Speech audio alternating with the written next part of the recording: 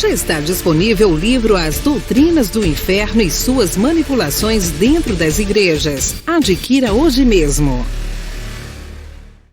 Olá, abençoados! Graça e paz! Bem-vindos ao canal da Graça Pura. Sejam todos bem-vindos.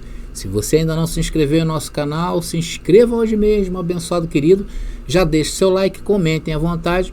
E claro, se você amar essa mensagem, compartilhe nas redes sociais que vocês pertencem, ok? Bom, meus queridos, hoje o cristianismo tradicional do sistema religioso, e quando eu falo cristianismo tradicional, eu estou falando dessas instituições, dessas denominações que estão na Terra há 2000 anos e que têm uma vasta história em seu currículo. Então hoje, nos dias que nós vivemos, parece que eles estão cada dia pior. É só nós olharmos aí, se a gente der um Google aí, a gente vai ver cada coisa que vai nos deixar de queixo caído. Essa é a grande realidade. Então eu não preciso aqui nem acrescentar mais fogo a esse inferno que eles estão vivendo em todas as suas áreas. Nas áreas de convívio social, onde eles tramitam junto com o poder, com a política, eles estão mal, estão se aliançando com pessoas inescrupulosas e nefastas e se fazendo igual a eles. E eles levam com seus discursos milhões de pessoas que hoje estão submetidos a seus ensinos, que sem defesa bíblica seguem essas pessoas e essas condições impostas por eles. Eles estão de mal a pior em seus casamentos, em suas relações afetivas, familiares, no tudo o que tange a vida do ser humano aqui na Terra. E tudo isso é fruto de quê? É fruto de seus ensinos que cada dia mais se distancia da tradição bíblica, seguindo o rumo da tradição humana. E nesta mensagem nós vamos abordar mais um ensino bíblico errado de suas doutrinas. Eles creem, por exemplo, que hoje existe 2 pactos de pé. Ou seja, hoje existe a lei para Israel e existe a graça para os gentios. Eles creem que esses 2 pactos estão de pé. Eles creem que o sacerdócio de Israel ainda está de pé, ou seja, a lei de Moisés. Por isso que eles consideram essa nação de Israel, eles olham essa nação como uma espécie de relógio para encaixar as suas doutrinas futuristas sobre a vinda de Yahushua. E hoje a minha missão é justamente provar que o único tempo que está de pé é a graça eterna, é essa que nós vivemos. E que o Israel bíblico, ao desprezar ao seu Messias, Yahushua, eles foram julgados, condenados e destruídos no ano 70 depois de Cristo, o ano em que Jerusalém foi invadida, destruída e a sua maior glória daqueles dias, que era o templo, veio abaixo, não ficando pedra sobre pedra, como Jesus profetizou em Mateus capítulo 24, versículo 2. E hoje, a única Jerusalém que existe e considerada por Deus é a espiritual, que já desceu e está entre nós aqui agora. Então, abençoado, nessa mensagem vamos pegar a profecia de Zacarias capítulo 12 e entender ela de acordo com a Bíblia, que ali não está falando que há 2 pactos vigentes como eles pensam. E nós vamos fazer algumas considerações em cima dessa passagem. É por isso que eu falo, queridos, vem para a graça que eu te explico.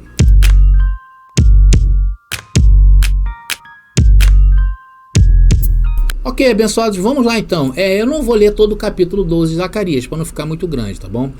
Mas eu quero que vocês depois leiam aí atentamente essa profecia, que ela é incrível. Vamos falar um pouquinho sobre o profeta Zacarias.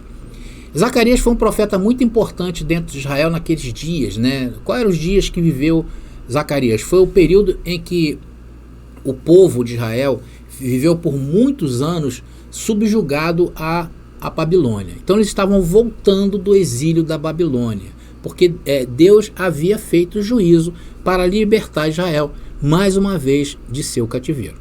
Inclusive, Zacarias foi um dos maiores defensores para a reconstrução do templo e que mais tarde veio abaixo.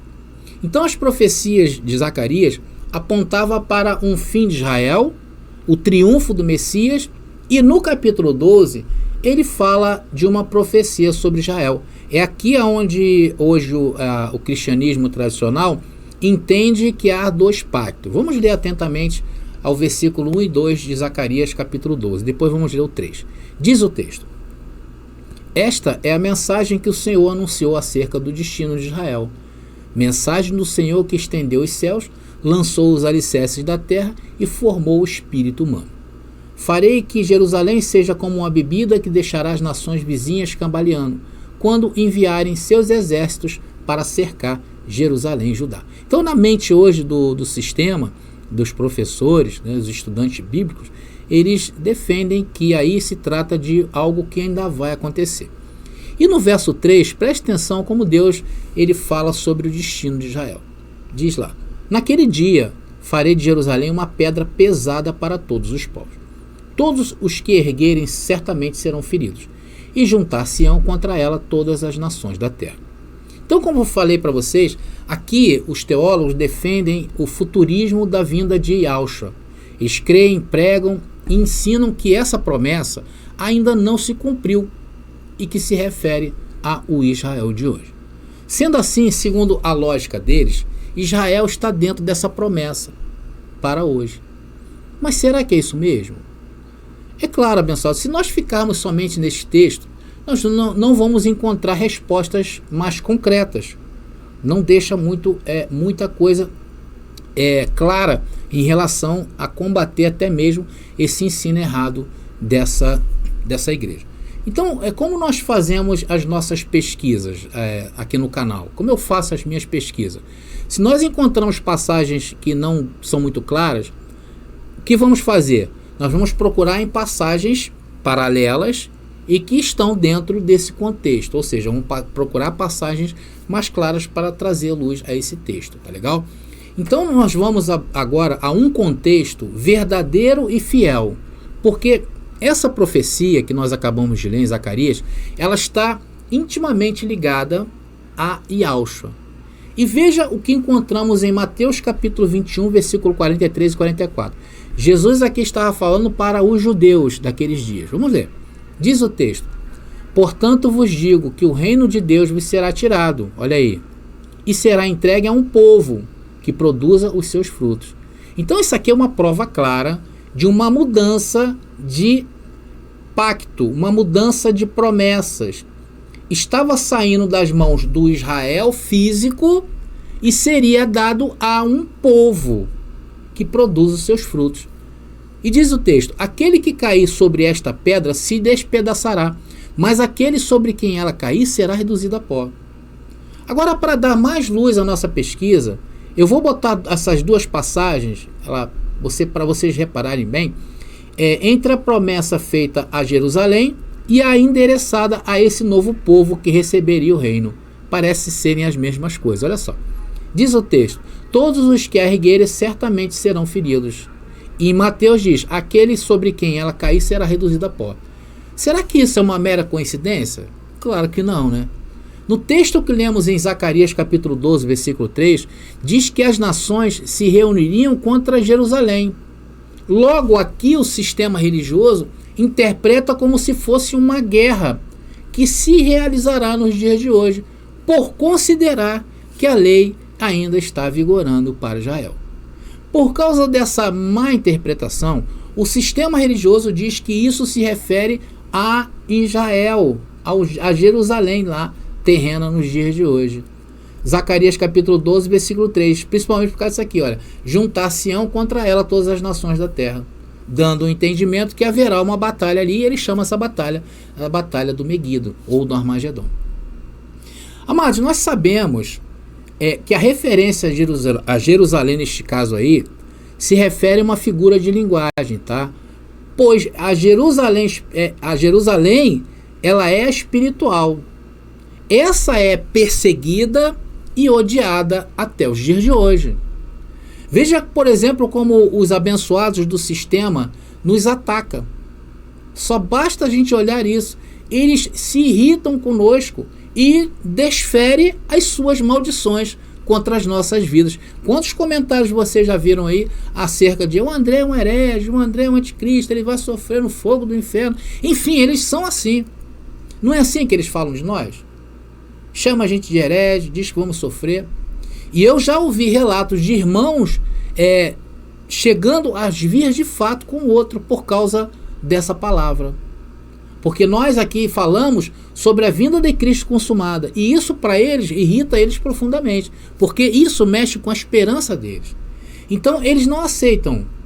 E isso corrobora com o que o Yahushua disse sobre esse povo que receberia o quê? Os olhos iluminados como nós. Vamos ver o que Jesus falou em Mateus capítulo 24, versículo 9? Olha só. Sereis odiados de todas as nações por causa do meu nome. E hoje sabemos nós é que somos o verdadeiro templo. Nós somos o verdadeiro Israel de Deus. Esse sim permanecerá para sempre. Agora, o Israel bíblico, esse foi julgado, condenado e destruído em Jerusalém no ano 70 depois de Cristo.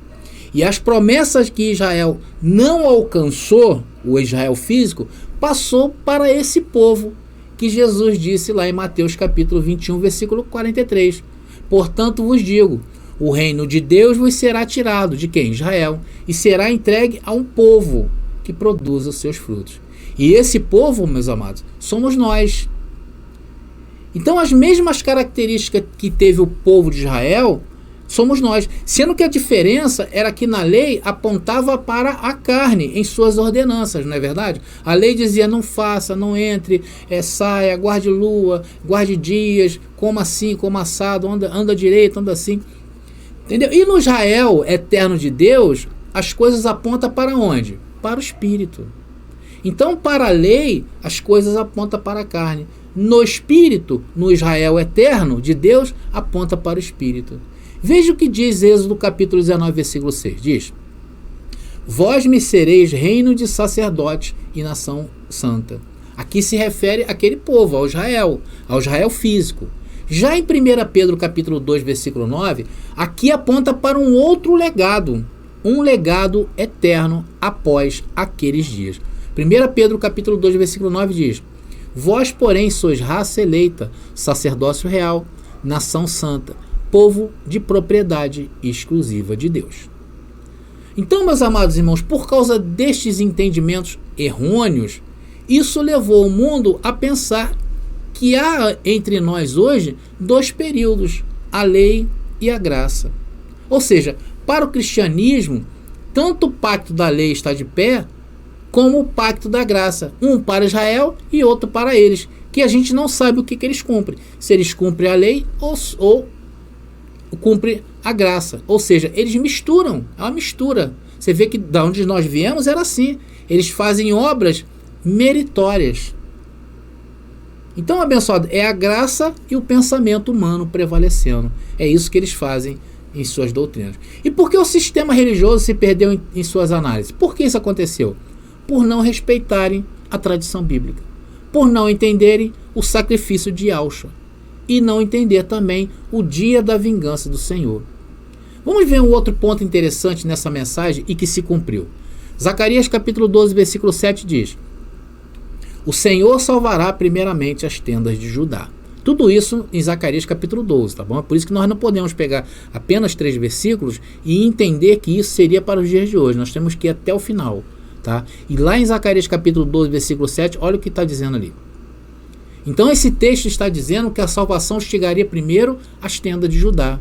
E foi isso que Yahushua veio fazer. O Salvador veio para mostrar a sua salvação primeiro aos judeus. Por isso que Jesus nasceu sob a perspectiva da lei, sendo judeu. Por isso que Paulo escreveu isso aqui, em Romanos capítulo 1, versículo 16, que diz: não me envergonhe do evangelho, pois é o poder de Deus para a salvação de todo aquele que crê. Primeiro do judeu e depois do grego. Uma referência clara aos gentios.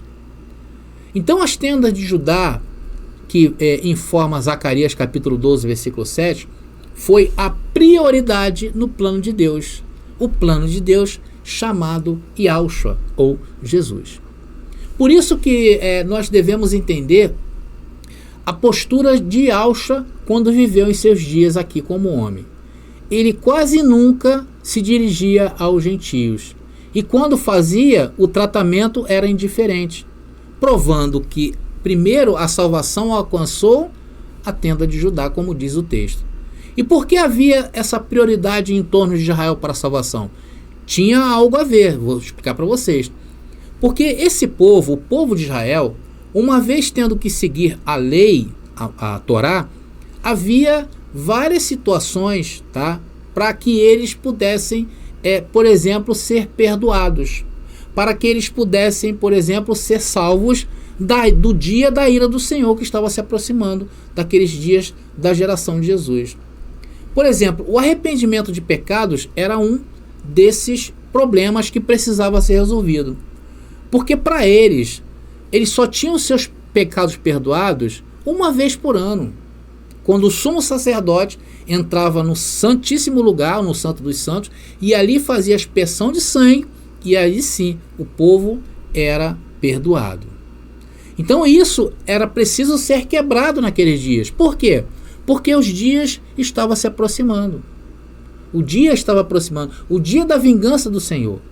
Foi por isso que Yahshua teve que ser morto, como um cordeiro, porque o perdão dos pecados, na lei, só era obtido mediante o quê? A aspersão de sangue. Somente havendo derramamento de sangue, poderia haver perdão dos pecados. E quando Jesus é levantado no madeiro, ele faz a vertente de quê? Do seu sangue. E isso faria com que Israel se convertesse a Yahshua para terem seus pecados perdoados. Jesus assumiu a forma de pecador para levar o pecado do povo à cruz, para aspergir o sangue e para ser, a partir daquele ponto, perdoador do pecado de Israel. Porque o dia do Senhor estava se aproximando. Então, na ressurreição, se confirma o quê? A justificação daqueles que creriam em Jesus para ser salvo. Primeiro da tenda de Judá e depois do grego, como eu falei em Romanos capítulo 1, versículo 16. Uma referência clara a Israel e aos gentios daqueles dias. Esse foi o plano de salvação estabelecido por Deus para aqueles dias que viria sobre Israel. Por isso que Jesus avisou a todos sobre esse dia. Jesus, em Mateus capítulo 24, em Lucas capítulo 17, se não me engano, Marcos também, avisa sobre isso no sermão no Monte das Oliveiras. Jesus falava que viria nas nuvens com poder e grande glória. Não seria mais Deus vindo nas nuvens, e sim Yahshua vindo nas nuvens. Agora veja essa passagem em Atos capítulo 3, versículo 26. Abençoado, eu espero que tenha ficado bem claro a vinda de Yahshua ao mundo. Ele se pôs como um pecador, para que as pessoas, depois que ele fosse à cruz e ressuscitasse, as pessoas teriam como pedir perdão, e não somente uma vez por ano, como é feito na lei. Foi por isso que Yahshua veio durante um período de transição que durou até o ano 70. E começou aonde? Começou quando os olhos espirituais daquelas pessoas daqueles dias foram abertos. Foi o quê? Foi no dia do derramamento do Espírito Santo. Eu vou falar um pouquinho sobre isso aí. Agora vamos ver Atos, Pedro, falando sobre isso aí que a gente está falando. Que primeiro a salvação viria aos judeus. Vamos lá. Diz o texto. Ressuscitando Deus a seu Filho, primeiro o enviou a vós. A vós quem? Judeus. Para que nisso vos abençoasse, ao desviar-se cada um de suas maldades. Está claro aí para vocês, queridos? Então a salvação ele veio primeiro a eles, através de Yahshua. E o plano para Israel era o quê? Era o arrependimento dos pecados. E o plano para os gentios, qual era? Era a reconciliação. Então, durante esse período de uma geração que Jesus falou, houve esse período chamado período de transição. Os gentios foi levado à reconciliação e os judeus ao arrependimento, ao perdão dos pecados, que seria dessa vez feito a Yahshua. Então uma expressão que era muito comum usada naqueles dias, né? Tanto pelo profeta Zacarias como também outros profetas, e também encontramos essa referência em várias partes do Novo Testamento, é a frase que diz, naquele dia. Só aqui no capítulo 12, Zacarias, onde nós estamos estudando, nós encontramos nos versos 3, 4, 6, 8, 9 e 11. Todos esses versículos, eles falam dessa expressão naquele dia. Mas, afinal, que dia é este? Foi o tempo que compreende da morte do Cordeiro, assumindo a posição de perdoador de pecados, sua ressurreição como justificador daquele que creria em seu nome, e isso foi estabelecido a partir do derramar do Espírito da graça, o Espírito Santo, que aconteceu no dia de Pentecostes, cumprindo-se a promessa. A partir dali, os que se arrependeriam teriam seus olhos espirituais abertos. E foi isso que aconteceu. Eu vou mostrar para vocês. Então, no dia que houve a vinda de Cristo, que foi no ano 70 com a derrubada do templo, uns se salvaram e outros morreram condenados. No dia em que Jerusalém foi invadida e teve ali Israel seu templo derrubado. Aí você pode me fazer uma pergunta: André, tudo bem, mas e hoje? Como é que está hoje? Abençoados, depois do ano 70, tudo está consumado. Nós vivemos a imagem real. Nós estamos em novos céus e nova terra. Nós somos o espiritual de Deus. É por isso que as coisas no Novo Testamento sempre apontavam para a pessoa, para o indivíduo, para o templo. E o templo não é o corpo que se desfaz. O templo é a mente. É onde nós estamos em novos céus e nova terra. Sendo que esse cristianismo tradicional que hoje inundou a terra com suas doutrinas, abomina isso que falamos. Porque não querem assumir o quê? O papel de mudanças. E preferem o quê? Criar uma inverdade, um anacronismo dos textos bíblicos. É isso que eles fizeram. E aí, meu irmão, entra todos os ensinos de suas doutrinas. Todos eles vindo de um anacronismo, onde o que vale é a tradição humana e não a Bíblia. É por isso que nós, a bíblica, né? É por isso que nós, quando nós falamos um versículo aqui, eles não entendem. Eles entendem sob a ótica da liderança que ensinou eles, ou que ouviram falar. Porque hoje em dia, até mesmo falar sobre a vinda de Jesus é algo muito raro dentro do sistema religioso. Então você mostra um versículo, eles não aceitam. Aí eles correm para outro. A gente mostra Tessalonicenses, eles vão para Apocalipse. A gente mostra Zacarias, ele fala, não, mas lá em Gênesis diz isso. Por quê? Porque a mente deles não consegue captar o que você capta. Porque você teve os olhos espirituais abertos e ele não. Então, abençoados, isso que eu estou falando é tão verdade, que se você for fazendo um estudo mais sério sobre o dispensacionalismo, que é a doutrina que trata sobre as coisas da vinda de Yahshua para o futuro, né? A vinda de Cristo, você vai ver que é uma doutrina nova. Isso é uma doutrina criada há pouco tempo atrás, ontem, em 1830. E isso não veio lá dos primeiros cristãos. Eles não tinham essa ideia da vinda de Jesus futura. Para eles, a vinda de Jesus era algo consumado. Então, em 1830, ontem, mexeram em tudo isso aí. Isso é uma doutrina nova. Ele obedece o quê? A tradição bíblica? Não. Ela obedece à tradição humana. E, abençoados, é assim. Todas as doutrinas deles nasceu de sair da tradição humana. Ceia, batismo, tudo um engodo que se tornou o quê? Maldito. Segundo quem? Segundo o André? Não. Segundo a própria Bíblia. E que faz com quem pratica isto maldito também. Porque a lei foi abolida. Mas vamos voltar ao texto aqui. Então, abençoado, essa expressão naquele dia significava que o dia da salvação havia chegado para os eleitos. E o dia é o dia da salvação. Mas para quem reprovou Yahshua, foi o dia da vingança do nosso Deus. Agora preste atenção no verso 10 de Zacarias capítulo 12, que diz o seguinte: sobre a casa de Davi e sobre os habitantes de Jerusalém derramarei o Espírito da graça. Quando? Naquele dia. Que dia? Do derramamento do Espírito Santo. E o que vai acontecer com esse povo? Aí eles vão abrir os olhos e eles vão ver quem eles mataram. Vamos lá o texto. E de súplicas, né? Derramarei o Espírito da graça e de súplicas. Olharão para mim, né, para Jesus, Yahshua, a quem transpassaram, e o prantearão como quem pranteia seu filho único, e chorarão amargamente por ele, como se chora pelo primogênito. Quando aconteceu isso? No dia de Pentecostes. Então é uma profecia incrível, querido. E ela encontra eco nas palavras lá de Joel também, capítulo 3, onde diz que o Senhor prometeu derramar o seu espírito sobre toda a carne. Então, abençoado, esse entendimento nos leva a fechar essa ideia ainda no tempo bíblico. E nada salta para os dias de hoje. Porque se eu fizesse isso com esses textos, eu teria que inventar um monte de previsões mentirosas, como eles fazem, para caber nisto. É por isso que quando eles vêm à tona, aí quando há algum acontecimento de escala global e geralmente uma catástrofe, eles vêm dizer que isso aí tem a ver com a Bíblia. E aí você não tem entendimento, você não sabe combater o que ele está falando, você aceita. É assim vai sendo transformada a tradição humana. Está entendendo, pessoal? E de acordo com Pedro, o fenômeno ocorrido foi no dia de Pentecostes. Nós vamos ver isso agora. Foi o cumprimento dessa profecia.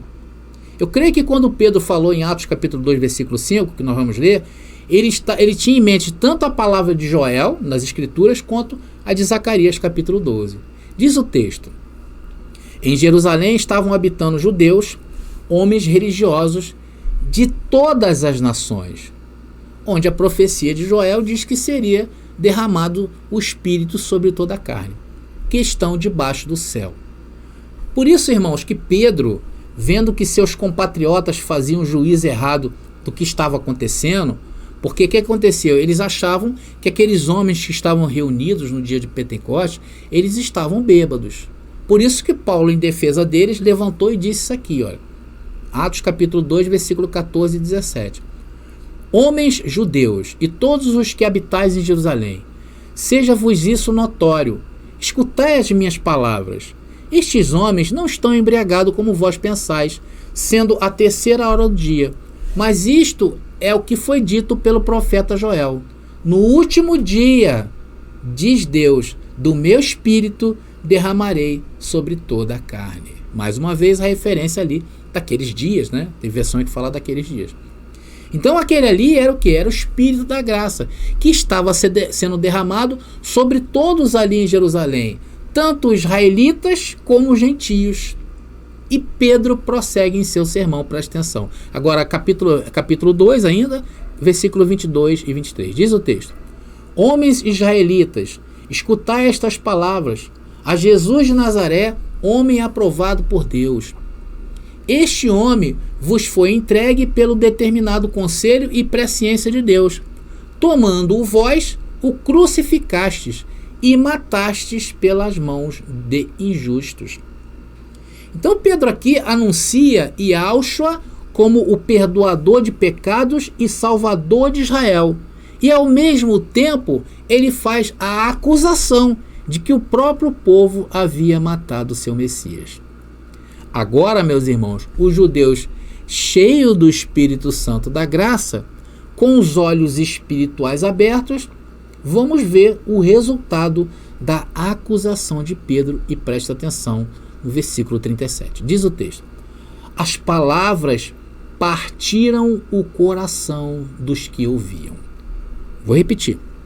As palavras de Pedro partiram o coração dos que ouviam. E eles perguntaram a Pedro e aos outros apóstolos: irmãos, o que devemos fazer? Então, meus queridos, é isso que faz o Espírito da Graça. Nos mostra o quê? Verdades. E mostrou isso para aqueles homens e mulheres no dia de Pentecostes. E aqui se cumpre Zacarias capítulo 12, versículo 10, que diz o texto ali, ó: e então derramarei um espírito de graça e oração sobre a linhagem de Davi e os habitantes de Jerusalém. Olharão para aquele a quem transpassaram. E aqui, abençoados, esse olhar é no sentido moral, tá? Tipo assim, a moral da história. Ou seja, eles caíram em si. Isso é uma coisa, não é literal não, tá bom? E chorarão por ele, como quem chora a morte de um filho único. Lamentarão amargamente por ele, como quem lamenta a perda do filho mais velho. concatenando com o sentimento dos judeus, quando Pedro os acusa de serem um matador de Messias, lá em Atos capítulo 2, versículo 37. Por que eu estou falando isso? Porque aqui o sistema usa essa parte para dizer que todos olharão para Jesus, a quem foi morto. É por isso que lá, não de forma clara, eles informam que você, meu irmão, os teus pecados mataram Jesus. Além de estarem totalmente fora da Bíblia, porque pecado era uma coisa condizente a um povo, a uma nação e a um período, eles estão acusando vocês do que não existe, porque Yahshua, quando Jesus veio, ele veio para perdoar a quem transgredia a lei. E quem transgredia a lei naqueles dias era o povo de Israel. Ainda que um gentio quisesse cumprir a lei, ele não poderia cumprir toda a lei, ou seja, ficaria de fora. Tanto ficava de fora que até para entrar dentro do templo, os gentios não tinham acesso, queridos. Estávamos afastados. Estávamos não. Aquele povo estava afastado. É por isso que quando há certos discursos de pastores, de líderes, de padres, as pessoas não têm essa concepção bíblica para se defender. E aí acaba baixando a cabeça. Aí todo mundo fala o quê? Minha culpa, minha máxima culpa. E o Espírito da Graça faz o quê? Nos mostra a verdade. Então esse olhar aí do texto, meus irmãos, tem o sentido de ter o quê? Os olhos espirituais abertos, o entendimento iluminado, e não de algo visível, como o cristianismo prega. Por isso que nós devemos ter o máximo de cuidado em quê? Em literalizar muitas coisas dentro da Bíblia. Pois muitos textos bíblicos têm um sentido figurado, e nós temos que entender o sentido figurado, observando o quê? As tradições judaicas. Irmãos, nós precisamos ter isso bem definido. Tá legal? Agora, já no capítulo 13 de Zacarias, ele começa dizendo o seguinte, capítulo 13, versículo 1. Naquele dia, mais uma vez a expressão naquele dia, uma fonte será aberta para a linhagem de Davi e para os habitantes de Jerusalém. Uma fonte para o quê? Para purificá-los de todos os seus pecados e impurezas. A quem está se referindo aí? A Yahshua. Sobre o quê? O sacrifício dele e a ressurreição. Então essa fonte, ela foi aberta na linhagem de Davi para os habitantes de Jerusalém. Por isso que o povo naqueles dias que Jesus viveu, e como diz o texto naqueles dias, eles não precisariam mais recorrer ao sangue dos animais, pois o sangue de Jesus já havia sido feito e derramado, e seria uma vez somente. E isso durou até o ano 70, que foi o ano em que houve o juízo contra Israel. Tá bom? E quem é essa fonte aí? Se não o próprio Espírito Santo. É o Espírito Santo. E quando essa fonte se irrompeu-se? No dia de Pentecostes. E o dia do derramamento do Espírito da Graça não teria mais fim. Pois foi assim que também nós tivemos o quê? Os nossos olhos espirituais abertos. Entenderam, abençoados? Então, abençoados, estamos chegando ao fim de mais uma mensagem, onde o intuito foi mostrar a vocês que Zacarias capítulo 12 não diz que a lei e a graça estão em vigor neste mundo, esperando Jesus voltar para que todos olhem para ele e se sintam ali oprimidos por isso, como eles ensinam, tá bom? Aqui estava falando de um período que estava acabando e um outro que estava começando. E este período se deu aonde? No dia de Pentecostes, com o derramamento do Espírito. Então, a partir deste ponto, os filhos de Deus passaram a ter o quê? A capacidade de enxergar além da letra da lei e entender os novos dias que estavam se aproximando. E hoje nós vivemos esses novos dias. Nós entendemos que a lei de Moisés ficou para trás e que no ano 70 o templo é que veio abaixo. Representava esse período onde as regras não estariam mais escritas nas letras e nem muito menos em templos erguidos por mão humana. Tá bom, abençoado? E sim, a lei que passava a vigorar seria a lei do Espírito de vida, como diz Paulo em Romanos capítulo 8. Ela estaria escrita agora dentro de nós, os que cremos. E hoje, ao olharmos para esse cristianismo, vemos o quão distante estão da verdade bíblica, porque eles esperam por algo que nunca acontecerá, tornando suas interpretações imbecis e sem nexo com a tradição bíblica, fruto de uma tradição humana, de um pensamento animal e diabólico. Tá bom, meus amados irmãos? Então eu vou ficando por aqui. Graça e paz e até a nossa próxima mensagem. Já está disponível o livro As Doutrinas do Inferno e Suas Manipulações Dentro das Igrejas. Adquira hoje mesmo.